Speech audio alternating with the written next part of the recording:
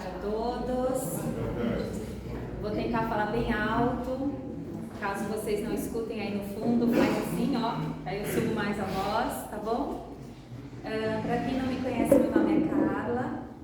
Sejam muito bem-vindos a essa casa espírita, que acima de tudo a gente fala que é uma casa de amor, uma casa de caridade, e que todos vocês possam se sentir muito bem recebidos e abraçados aqui.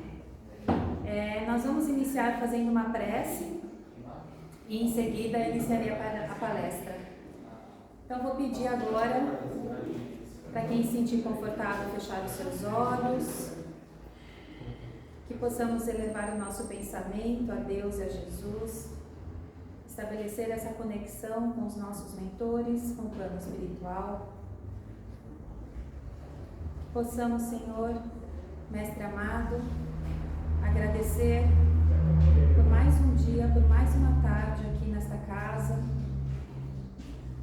que todos recebam as bênçãos que vieram procurar, que recebam a calma que tanto necessitam, que entendam cada vez mais o motivo de estarmos aqui em nossas jornadas individuais, mas também em nossas jornadas coletivas. E que possamos, acima de tudo, sempre ajudar o nosso próximo com um sorriso, uma palavra amiga, um carinho, um aconselhamento. Que possamos servir a Ti, Senhor, nessa caminhada. E principalmente, acima de tudo, aprendermos a olharmos para nós mesmos e nos entendermos como espíritos em evolução, em aprendizado, em crescimento. Pai, cuida de todos nós, como sempre fez e como sempre fará. Pai nosso que estás no céu, santificado seja o vosso nome. Venha a nós o vosso reino. Seja feita a tua vontade, assim na terra como no céu. O pão nosso de cada dia nos dai hoje. Perdoai as nossas dívidas, assim como nós perdoamos aos nossos devedores. E não nos deixeis cair em tentação, mas livrai-nos, Senhor, de todos os males, que assim seja, salve Jesus e graças a Deus. Bom, hoje a gente vai conversar um pouquinho sobre fé. É uma palavra que a gente escuta muito, independente do local onde a gente esteja, qual religião, qual templo, enfim, no que a gente acredita ou não. E o curioso é que eu estava com outra palestra, eu estava contando para as meninas, eu estava com outra palestra pronta, e aí eu assisti um filme na sexta-feira à noite que me cutucou demais. Aí eu falei assim, não, eu vou ter que mudar o tema da palestra. E aí no sábado comecei a construir uma palestra totalmente nova. E esse filme, apesar de não ter nenhum viés religioso, ele trazia muito essa mensagem. Aí eu vou passar para vocês.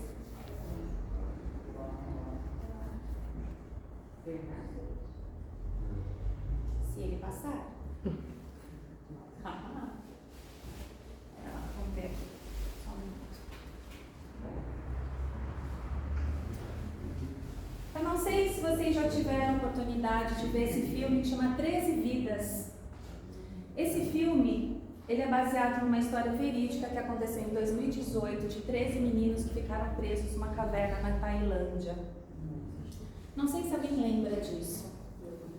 Mas esses meninos, entre 11 e 16 anos, eles ficaram 9 dias presos numa caverna inundada, sem água, sem comida, no escuro, sem pensar quantos dias eles estavam ali. Crianças, imagina que o mais novo tinha 11 anos. E que foram todos encontrados vivos após 9 dias. Nesses 9 dias, eles só tomavam água que caía da rocha de dentro da caverna.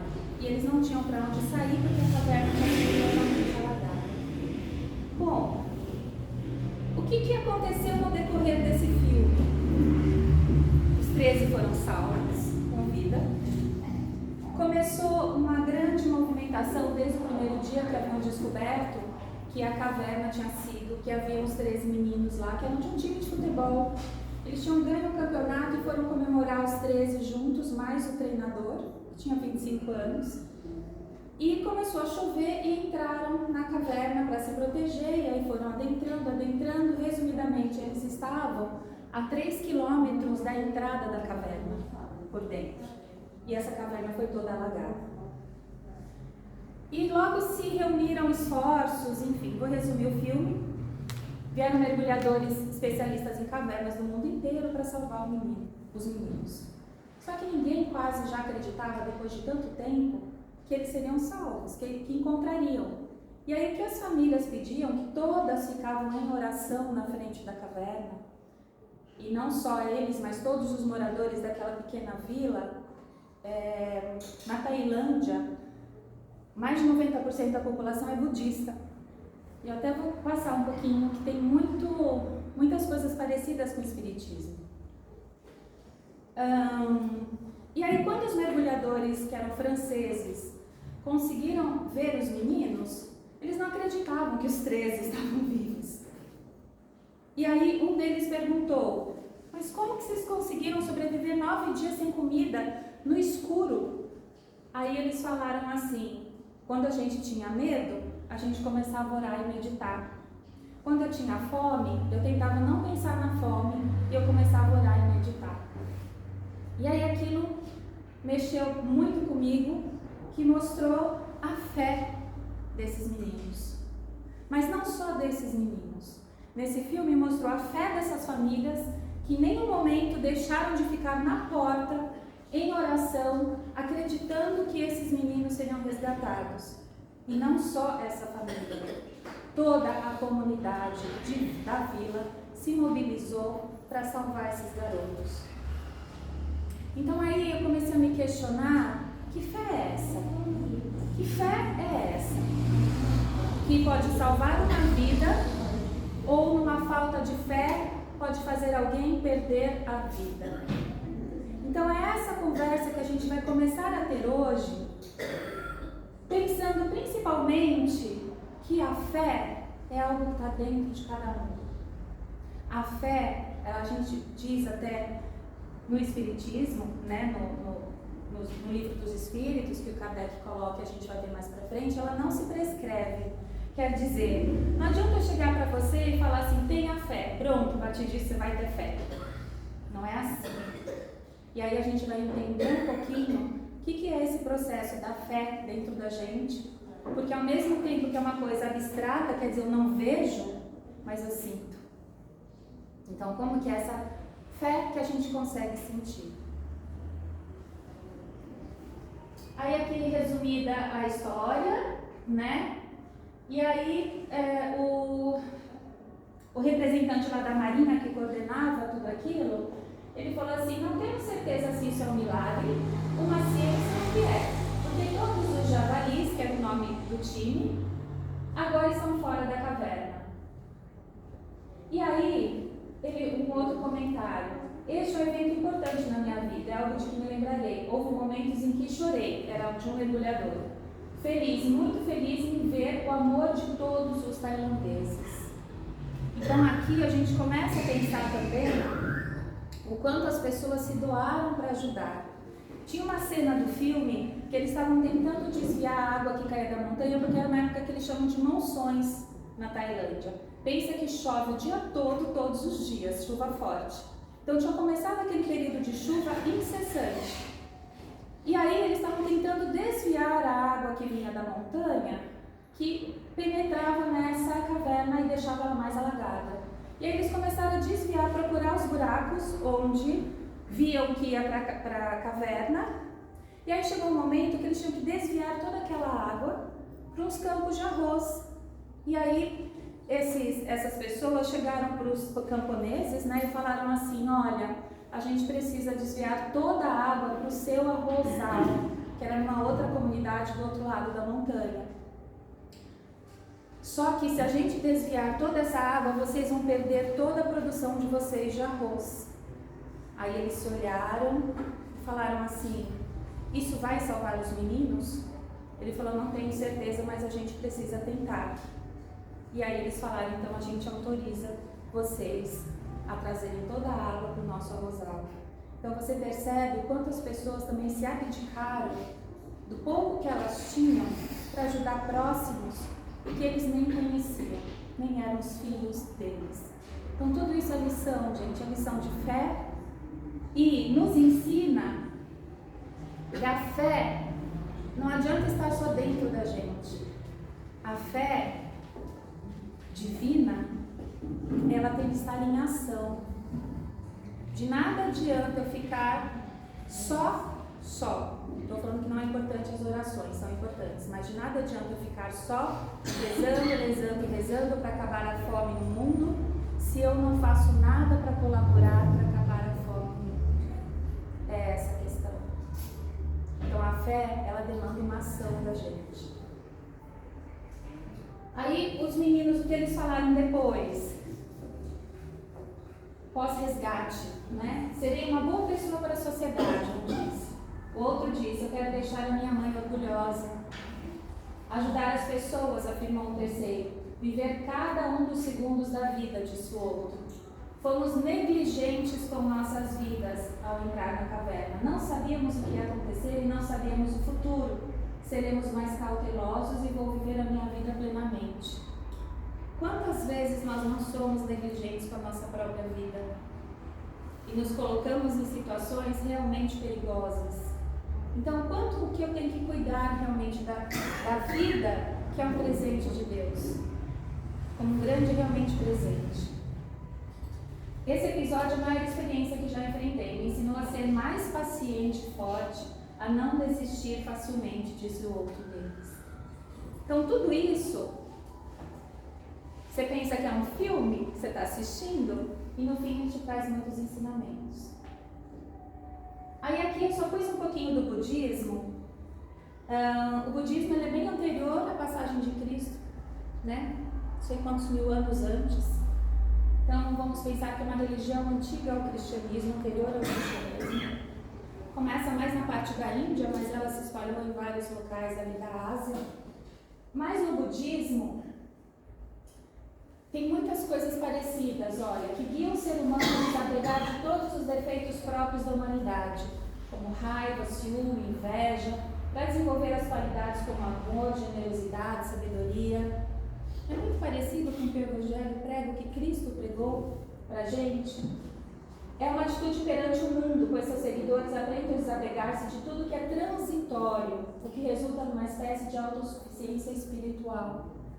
Eles também acreditavam em encarnações, assim como foi colocado pelo Kardec tantos anos depois, tantos séculos depois.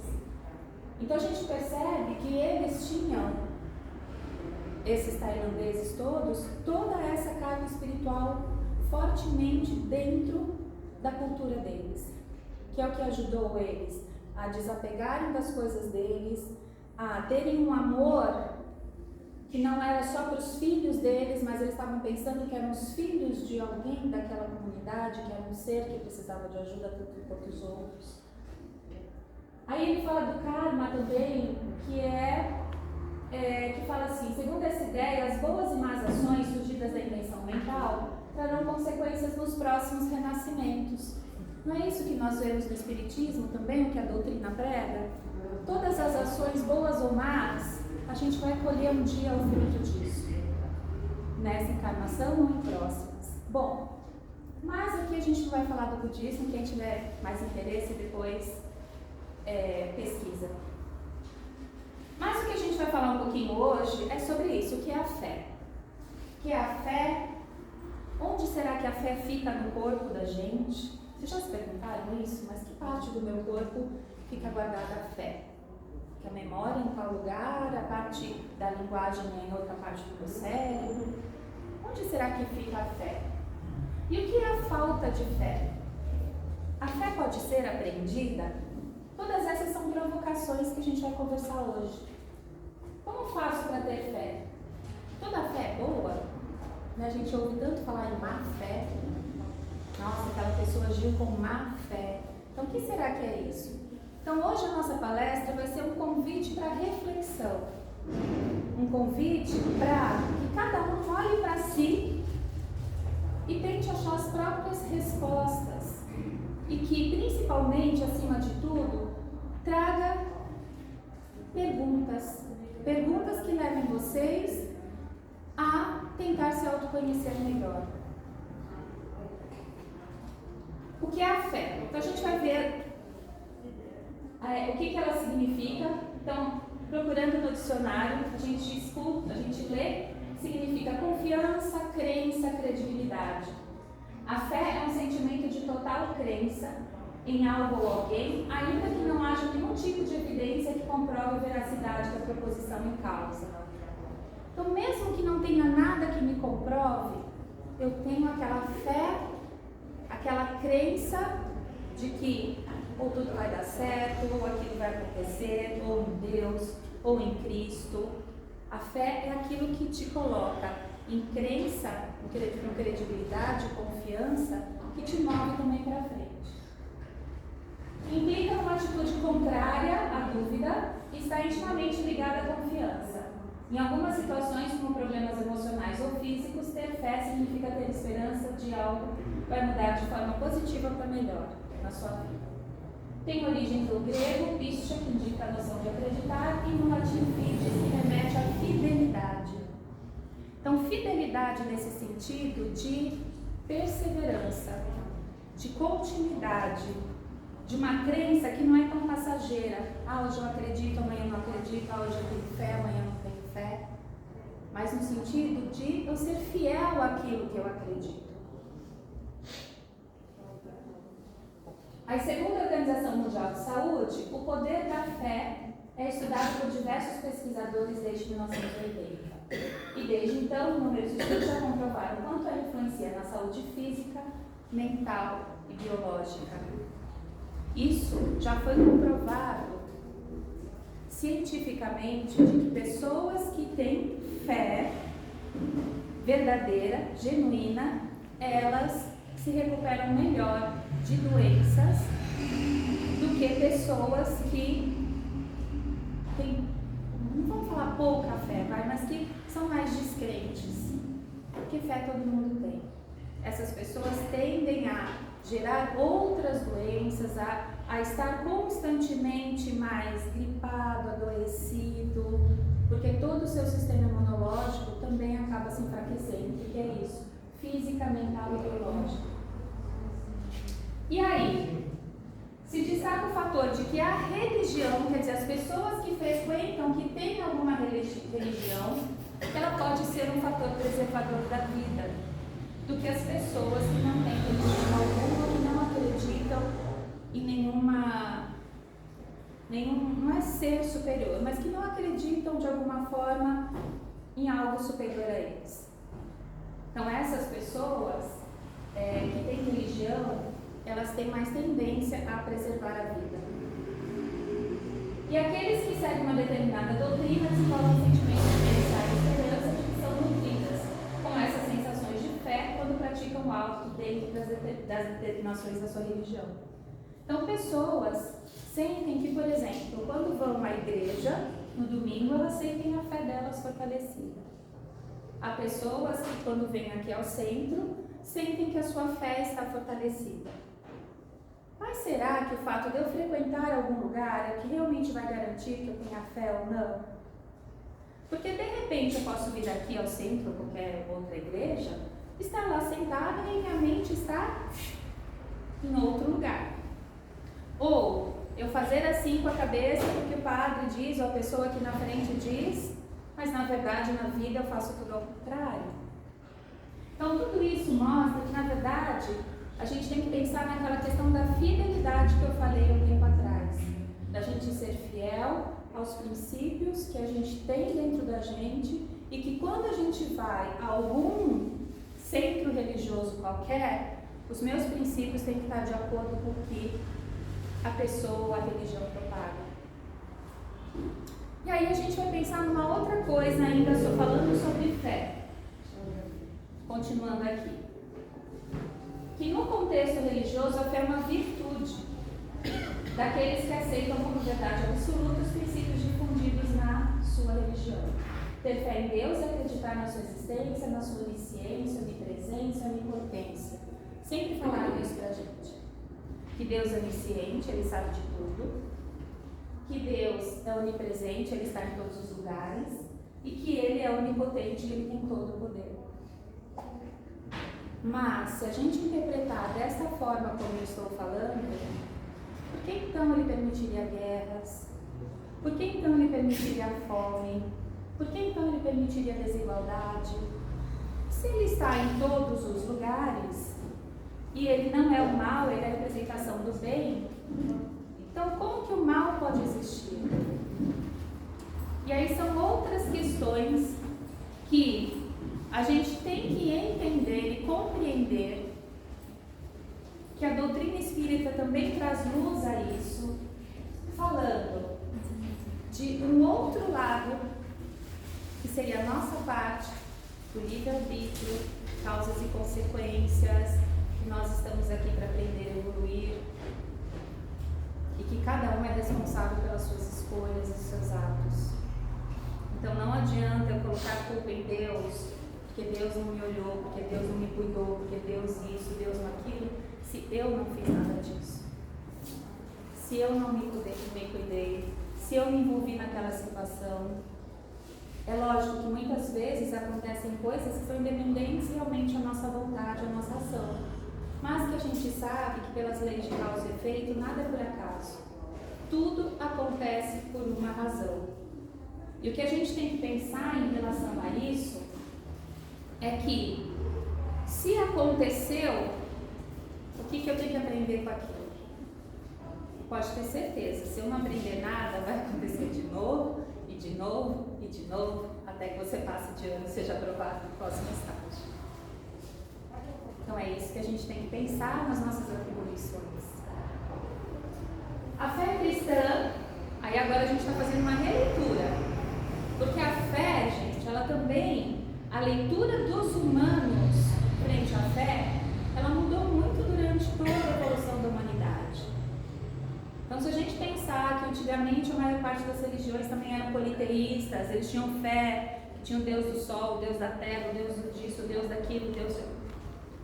E eles acreditavam, eles tinham fé naquilo. Mas ela foi mudando ao longo desses anos, porque parte da fé, ela é construída pela humanidade. E aí a gente vai ver, que é o título até da palestra, que tem a fé humana e a fé divina. A fé humana é essa que nós estamos construindo ao longo da nossa evolução, que é diferente um pouco da fé divina, que é universal e atemporal, ou seja, ela não muda nem de acordo com o ano em que se está, nem de acordo com o lugar onde se está, nem com a religião. Ela é acima disso. Mas a fé cristã implica crer na Bíblia, na palavra de Deus, em todos os ensinamentos pregados por Jesus Cristo e criados de Deus. Na Bíblia, há inúmeras referências ao comportamento do cristão que age com fé. Uma das frases sobre o tema afirma que a fé é o firme fundamento das coisas que se esperam e a prova das coisas que não se veem. Aqui uma curiosidade. A palavra fé, foi feita uma pesquisa, ela aparece 2 ou 3 vezes no Antigo Testamento e 240 vezes no Novo Testamento, com a chegada de Cristo. O Cristo falava o tempo todo da fé, e aí a gente vai ver um pouquinho mais pra frente sobre isso. Mas e no Espiritismo? O que o Espiritismo prega sobre a fé? Nós já vimos que na fé cristã você tem que ler a Bíblia. Provavelmente no Islamismo você tem que seguir a doutrina do Alcorão, e a sua fé vai estar baseada naquilo que o Alcorão coloca. Mas e no Espiritismo? No Espiritismo a gente fala da fé raciocinada. O que será que essa fé raciocinada, se a gente pensa que razão não combina muito com fé, que é algo às vezes que você não vê e você acredita mesmo sem ver? Então, o que seria uma fé raciocinada? Parece que são coisas antagônicas. Mas aí a gente vai entendendo, quando a gente vai estudando cada vez mais no Livro dos Espíritos, tanto no Evangelho, nos outros livros que foram, nas obras básicas, que foram psicografadas, que essa fé raciocinada raciocinada, ela tem os 5 princípios, que é Deus, então você tem que ter fé em Deus, crença, você tem que ter, acreditar na imortalidade na alma, na pluralidade das existências ou a reencarnação, na comunicabilidade dos espíritos ou mediunidade e, finalmente, na pluralidade dos mundos habitados. Quer dizer, existe mais de um mundo, não existe só o planeta Terra, que é o mundo habitado. Todos esses princípios foram e são fundamentos de muitas religiões, mas somente o Espiritismo trouxe as provas da sua credibilidade.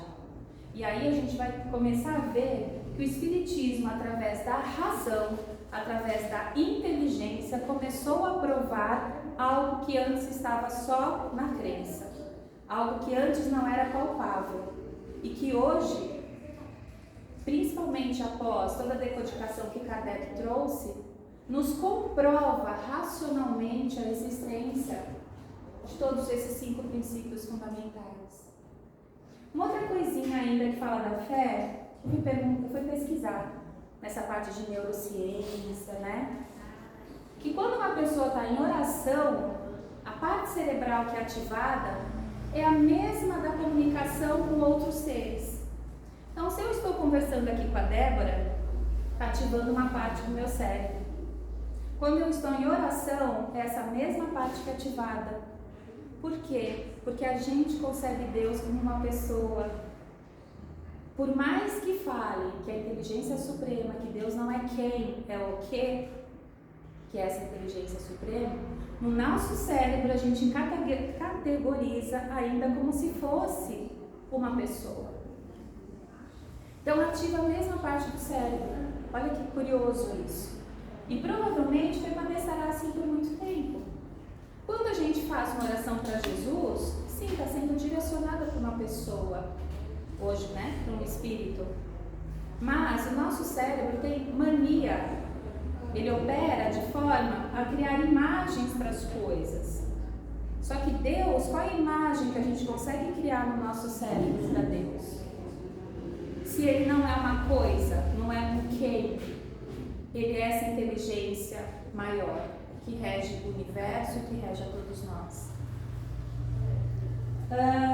Aqui continuando. E aí ele trouxe provas da credibilidade, já que segue a ciência e sua evolução, ou seja, admite a dúvida e convive em harmonia com ela. Então, isso que a gente vai começar a ver o que é essa fé raciocinada. Fé raciocinada, ela permite a dúvida. Porque é a dúvida que vai fazer com que a gente, através da nossa inteligência, consiga entender se aquilo que está sendo mostrado para nós é bom ou não e se realmente poderia ser dito como um ato cristão. Para vocês terem uma ideia, bem naquele tempo das cruzadas, das inquisições, os cavaleiros iam com as suas espadas para serem banhadas pelos papas e pelos bispos, serem abençoadas. Eles mataram um monte de gente que não fosse cristã. E eles acreditavam fielmente naquilo. Então, será que se eles tivessem naquela época desenvolvido essa fé raciocinada, eles não iam pensar, poxa, tem alguma coisa errada aqui. Como que Cristo vai falar para matar o próximo em vez de amar o próximo? Como que ele vai permitir isso? Isso é a fé raciocinada. É aquela fé que vai fazer você pensar sobre tudo que você está vendo à sua volta.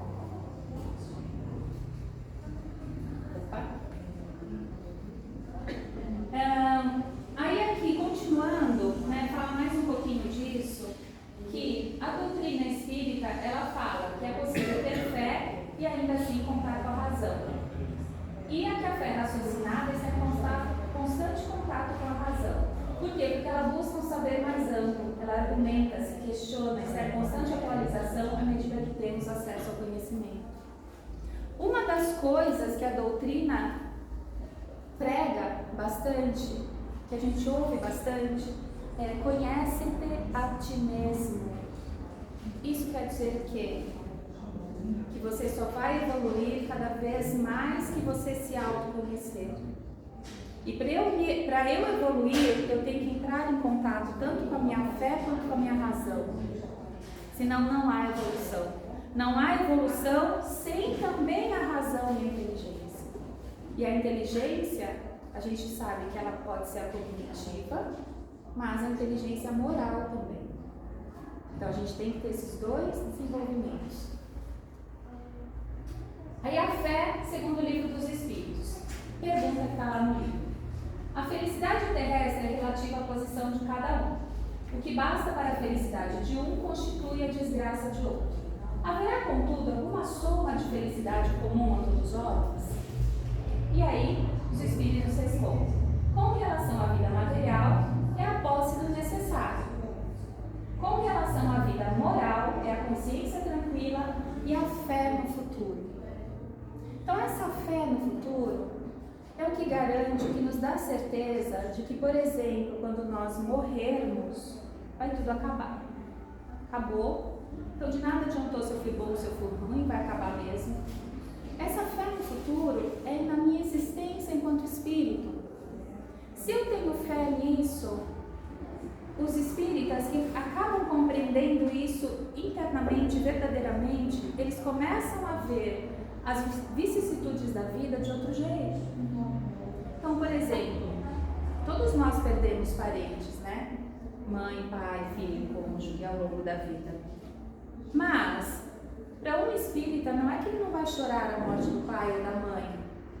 Ele vai chorar, ele vai sentir a tristeza, ele vai sentir a saudade. Mas, se ele tem essa fé no futuro, ele não vai se desesperar. Porque ele sabe que se ele se desesperar, ele vai estar atrapalhando o desligamento ou a passagem desse ente querido. E aí, ele ensina outra coisa, que não é um amor de apego. Apego não é amor. Amor é quando eu gosto e deixo o outro ser viver o que ele precisa viver. Isso é amor verdadeiro. Então, falando, né, pessoalmente, quando minha mãe faleceu, desencarnou, é lógico, né, fiquei muito triste, chorei, né, mas eu sabendo que ela tinha cumprido a passagem dela pela Terra tão bem, ela estava tão serena, que não tinha como eu não desejar para ela um sentimento de amor maior de que ela se realizasse uma passagem tranquila. É essa um pouco a diferença de que quando você vai trabalhando o seu autoconhecimento, você vai se permitir sentir tudo isso, tristeza, saudade, mas sem deixar que isso te deprima, te traga doenças, te coloque para baixo, ou que principalmente atrapalhe o desenvolvimento do próximo. Essa é a grande diferença. Então, o espírita não é frio. Fala, nossa, mas eles são frios, não são frios. Então, muito pelo contrário, eles entendem o processo por qual todas as pessoas estão vivendo. Então, quando eu sei que tem alguém passando muita fome, eu entendo que talvez aquele espírito precise passar por aquilo por algum motivo que nós não sabemos e não nos interessa saber. Se eu entendo que ele está passando por aquilo, isso não quer dizer que eu não vou ajudá-lo. Eu vou ajudá-lo, mas a gente, quando ajuda, tem esse olhar diferenciado. E aí isso tudo faz parte da fé também. Da fé no futuro. Aí aqui, de novo, da fé raciocinada na visão espírita. A fé raciocinada por se apoiar nos fatos e na lógica, nenhuma obscuridade deixa. A criatura então crê porque tem certeza. E ninguém tem certeza senão porque compreendeu. Eis porque não se dobra. Fé inabalável só é a que pode encontrar de frente a razão em todas as épocas da humanidade. Então ele vai começar a falar um pouquinho também sobre o que é essa fé inabalável. Fé inabalável é aquela fé tão grande que eu tenho dentro de mim, pautada na razão e na inteligência, que por mais argumentos que tragam, por mais coisas que aconteçam, a gente não se dobra. E não se dobra por quê? Por quê? Porque eu consigo entender, compreender tudo aquilo que está acontecendo. Seja uma coisa boa ou uma coisa ruim. E é essa que torna minha fé inabalável. que de verdade é algo que nós estamos ainda aprendendo, engatinhando. Porque é muito difícil você encontrar alguém que fala minha fé é inabalável, e sem se confundir com uma fé cega. E que ele te argumente por todas as razões por que a fé dele é inabalável. Aí, como desenvolvemos a fé raciocinada? O Kardec fala também. É necessário muito estudo e disciplina. Se uma das coisas que o Espiritismo prega é esse autoconhecimento, a gente só aprende a se conhecer com disciplina, eu quero, e conhecimento, que se dá através da faculdade da inteligência que todos nós temos. Ainda no item 7, o Evangelho alerta. Disse vulgarmente que a fé não se prescreve, ou seja, eu não posso prescrever a fé para você e você vai ter a fé. De onde resulta alegar muita gente que não lhe cabe a culpa de não ter fé. Ou seja, como ela é algo construído, como somos seres em espíritos imperfeitos que ainda estamos em evolução constante, tudo bem se a minha fé não é inabalável. Eu estou aprendendo a amar, estou aprendendo a ter fé, estou aprendendo a lidar com orgulho, com vaidade, com egoísmo. É normal, é comum que a gente caia nessas pequenas armadilhas, mas desde que a gente comece a refletir sobre elas, e como Jesus, quando curava os doentes, ele falava assim, vai, não peque mais, quer dizer, vai, não cometa mais os mesmos erros. Não caia de novo na sua própria armadilha novamente. Então é isso que é o que a gente tem que começar a prestar atenção. Se eu sei que eu sou uma pessoa orgulhosa, que eu acho que todas as minhas respostas são as melhores, eu não aceito a ajuda de ninguém, eu desdenho dos outros.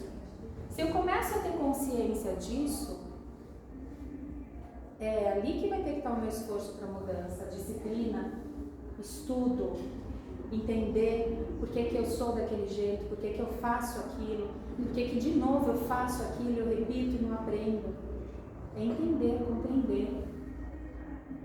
Disse vulgarmente a Jali, sem dúvida a fé não prescreve, nem o que ainda mais certo se impõe. Não, ela se adquire e ninguém há que esteja impedido de possuí-la, mesmo entre os mais refratários. Então, por mais ateísta, cética que seja uma pessoa, a fé está lá dentro dela. Porque a fé, como a gente viu, ela pode ser humana e divina. Todos nós temos a fé divina dentro da gente. Só que às vezes ela está tão acobertada, tão mascarada, tão escondida. Mas todos nós, até os mais refratários, vai chegar o momento que eles vão ter essa fé desenvolvida. Falamos das verdades espirituais básicas e não de tal e qual crença em particular. Não é a fé que compete procurá-los. A eles é que cumpre lhes ir ao encontro, e se a buscarem, sinceramente, não deixarão de achá-lo. Então a fé não é algo de fora para dentro, é algo de dentro para fora. Mais uma vez, não adianta eu falar para vocês terem fé, não adianta alguém vir falar para eu ter fé, se eu não sentir isso lá dentro de mim realmente como uma verdade.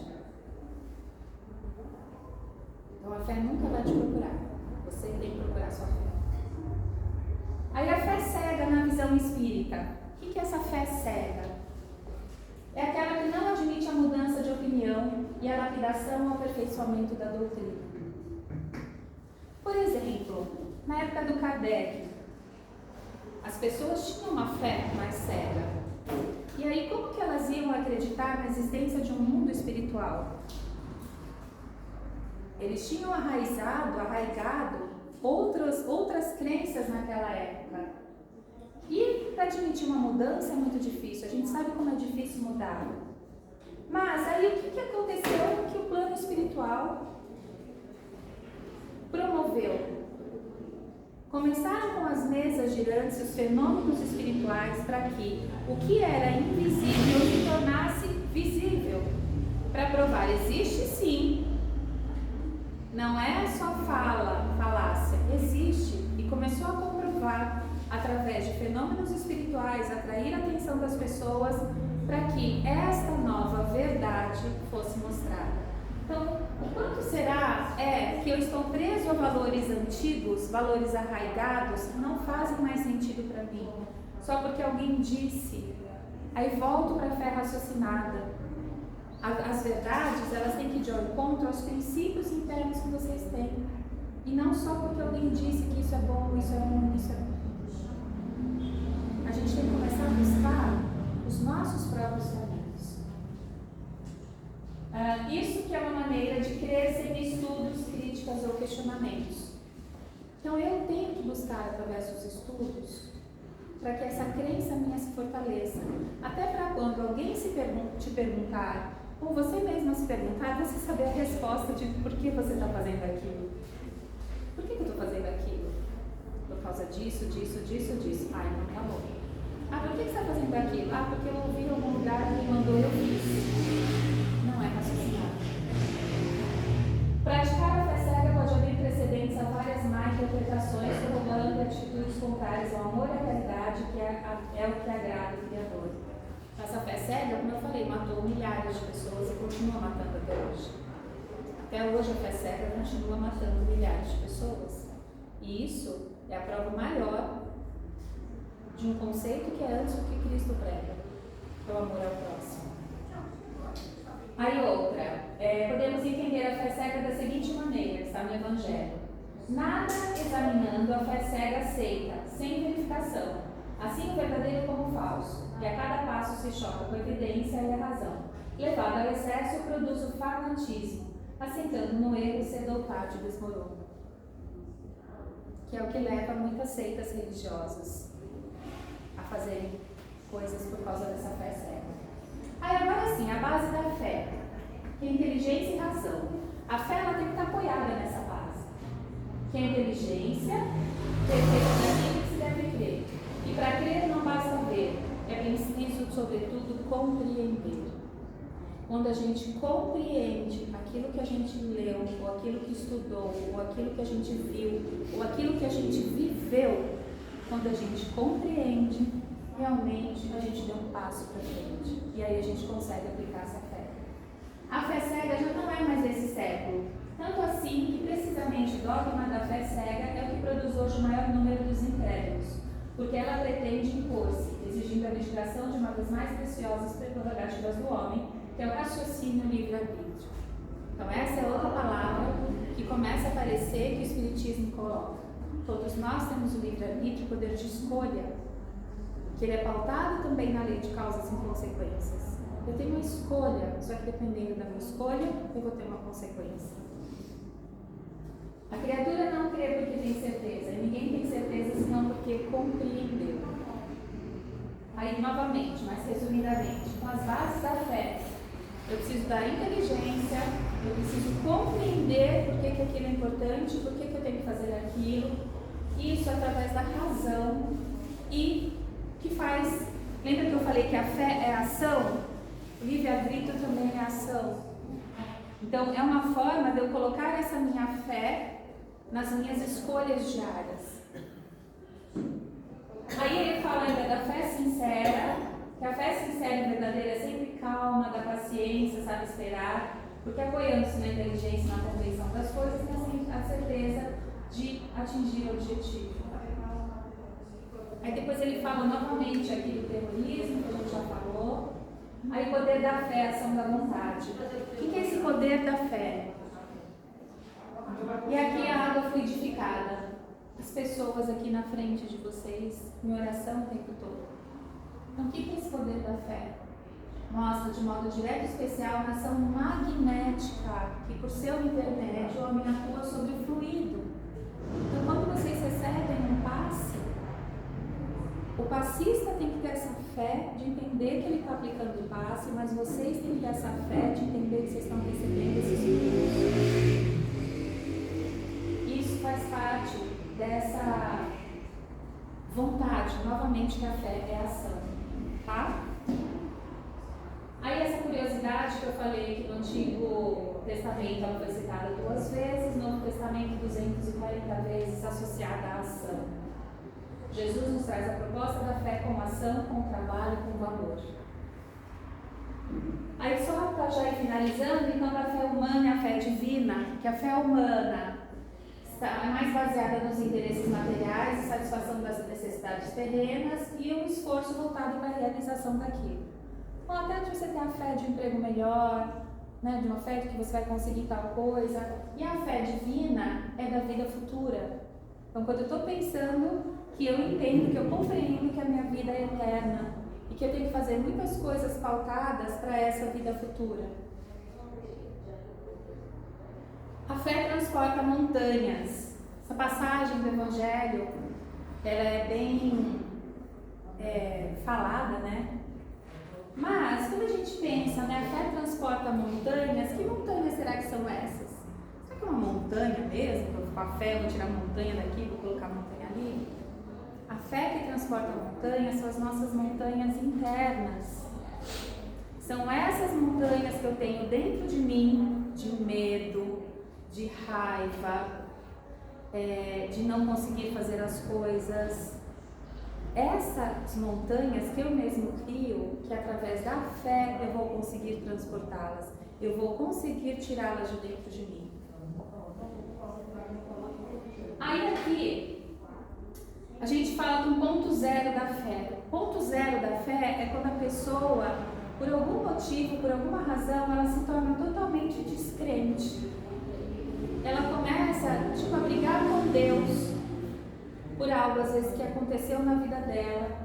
Então, ela começa a pensar, né, se assim, Deus já te desapontou, Ele já ignorou suas preces, Ele não te protegeu quando você estava em perigo, você não sente o amor divino, você não teve piedade de você adoeceu e não foi curado, você foi vítima de acidentes, traumas, agressões, abusos e Deus não protegeu.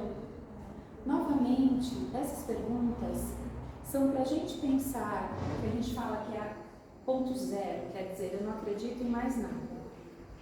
Como que a gente reconstrói a partir de todas essas dúvidas, que eu tenho certeza que em algum momento alguém já se fez essa pergunta, quando passou por uma situação difícil, lembrando que aquilo que eu falei da onipresença, onisciência, que tudo acontece, que não é por acaso, que existem as leis eternas que se vocês forem, principalmente, né, quem estava no básico 2, e por isso que é importante fazer os cursos, que a gente comece a estudar todas as leis da justiça, a lei da igualdade, que são leis divinas, mas que a humanidade ainda não aprendeu essas leis, e que por conta disso, tudo isso acontece. Então não é culpa de Deus. E aqui eu não gosto muito de falar a palavra culpa, mas quando a gente fala que não existe mal, que só existe ausência do bem, quer dizer, na verdade, que aquele que está praticando o mal, ele ainda não tem consciência plena do que ele é. Aí você vai falar assim, mas, poxa, o cara de 30 anos não sabe que não pode matar, que não pode roubar? Na razão ele sabe, mas espiritualmente ainda é um espírito imperfeito que ainda não entendeu o poder divino que existe dentro dele. E ele ainda age assim. Então são muitas coisas para a gente pensar. Essa palestra é para isso. Só que eu preciso ter fé para acreditar em si mesmo, para acreditar no progresso, para aceitar que o raciocínio lógico soluciona os problemas. Tudo isso é em contrapartida daquele ponto zero. Confiar nas próprias emoções, atingir momentos de insight. Insight é aquela ideia que você teve de repente inspiradora para solucionar um problema. E que a gente sabe que na verdade são os nossos mentores que muitas vezes nos dão esse insight para que a gente fale assim, puxa, como eu não pensei nisso antes, às vezes a gente está envolvido tanto no problema que não percebe o que Deus de fato está mostrando à nossa volta. Então, na verdade, não é que Ele não nos protege, não é que Ele não cuida de nós. Na verdade, somos nós que não estamos enxergando o que Ele está nos mostrando. Quanto a gente está aberto para de fato perceber tudo isso. Aí aqui, para terminar, foi tirado de um livro chamado Decálogo do Cotidiano, escrito por André Luiz e psicografado pelo Chico Xavier. Encontra-se no livro Páginas de Fé. Então, o que ele fala, o Chico fala, né? Se você quer ter mais fé, comece com algumas coisinhas, né? Então, comece o dia acendendo no peito a luz da prece. Então comece a acender dentro de você essa conversa com você mesmo, e com Deus, e com Jesus, com seus mentores. Comece o dia acendendo essa luz dentro de você. Envie aos amigos um pensamento de amor, envolva os desafetos em vibração de paz. Então, nessa oração da manhã, já envie esse pensamento bom para os seus familiares, para os seus amigos de trabalho, para as pessoas que te rodeiam. Para quem você teve briga, manda vibração de paz para aquela pessoa encontre a paz que ela necessita. Verifique a sua agenda e trace as suas metas para hoje, de modo a não perder tempo. Comece a cuidar de você no plano material. Estampe no rosto um sorriso fraterno e coloque nos lábios palavras de gentileza. Não te mostres pessimista, mas não esperes atravessar o dia sem problema. Então, é um pouquinho diferente quando eu tenho fé, não é achar que meu mundo vai ser cor-de-rosa, lindo e maravilhoso. Quando eu tenho fé, é entender que vão aparecer problemas, mas que eu vou ter capacidade para resolvê-los. Afasta-se da crítica destrutiva, procurando encorajar os companheiros nas lutas em que se empenham. Ouvida quer dizer, esquece os pequeninos aborrecimentos e esforça-te por superar esse ou aquele contratempo, predispondo-se a compreender e a perdoar sempre. Aprende a guardar silêncio para que saibas falar no momento oportuno. Não deixes passar a oportunidade de fazer o bem o quanto se aproxime dos teus passos. Confie em Deus e persevera na trilha do dever, na certeza de que, haja o que houver, a misericórdia divina te sustentará. Quando a gente fala confia em Deus, confia nessa inteligência maior, nessa inteligência suprema que concebeu todo o universo. Pensa, começou de algo, a vida na Terra, começou de algo tão pequeno, e que tudo funciona tão perfeitamente. Então, se você vai para a natureza, que você começa a observar só na natureza, você já sente a presença de Deus ali. Porque tem que ser algo muito grandioso, muito perfeito para poder ter criado tudo aquilo. O nosso corpo é perfeito. Enquanto a gente está parado aqui, quantas coisas estão acontecendo sem parar para manter a temperatura do corpo, para a célula isso, não sei o que, a digestão, o pulmão, e a gente não se dá conta. As mudanças que acarretam a fé, você fica com um otimismo sadio, vontade de viver, esperança firme no futuro, valoriza o sentimento do amor ao próximo e também tem essa otimização do tempo, ou seja, eu começo a utilizar o meu tempo de uma maneira responsável, pensando no meu progresso espiritual. Não perco tempo. Luta e aprimora-te, trabalha e realiza com Cristo e aguarda confiante o futuro, na certeza de que a vida de hoje te espera, sempre justiceira amanhã. Então é isso que a gente tem que confiar. E aí, buscar e achareis. Também é uma frase que nós já lemos no versículo de Mateus, que nós já lemos várias vezes. Pedi e dar-se-vos-á. Buscai e achareis. Batei e abrir-se-vos-á. Porque todos os que pedem, recebem. E os que buscam, acham. E a quem bate, se abre. A gente tem que pensar nisso. A gente também tem que pedir as coisas certas. Que não é aquele pedido só para mim. É um pedido para que eu tenha sabedoria para as minhas escolhas, para que eu tenha paz e tranquilidade dentro de mim, para que eu possa tomar minhas decisões, para que eu tenha essa amorosidade quando se dirigir ao próximo, para que eu não guarde mágoas e que eu entenda que o outro ofereceu aquilo que ele tem dentro dele, que na verdade ele que precisa de mais ajuda do que eu que recebi a agressão. Então vamos tentar começar a pensar dessa forma. E aí, pensando em tudo isso, eu espero assim que essa palestra, que essa conversa, ela tenha trazido algumas luzinhas dentro de vocês, para que vocês possam pensar um pouquinho mais sobre a fé. Sobre uma fé verdadeira, que a fé verdadeira traz tranquilidade. A fé verdadeira, ela traz segurança. A fé verdadeira, ela transforma a gente em ação. Então vamos tentar fazer isso no nosso dia a dia, que aos pouquinhos a gente vai sentindo essa fé crescer cada vez mais dentro de nós. Quando Jesus falava que quando orardes, vá para o seu quarto, na verdade não é um quarto físico que ele estava falando. Quando orardes, vá para dentro de você, o seu interior. E veja de verdade quais são as suas necessidades. E essas reais necessidades, elas acontecerão em algum momento. Tá bom? Então era isso. Deixa eu fazer agora uma oração de encerramento. Senhor Jesus, que a fé de cada um possa acender, possa reluzir, possa brilhar, possa expandir. Que a fé de cada um, Senhor, seja um exemplo para o próximo,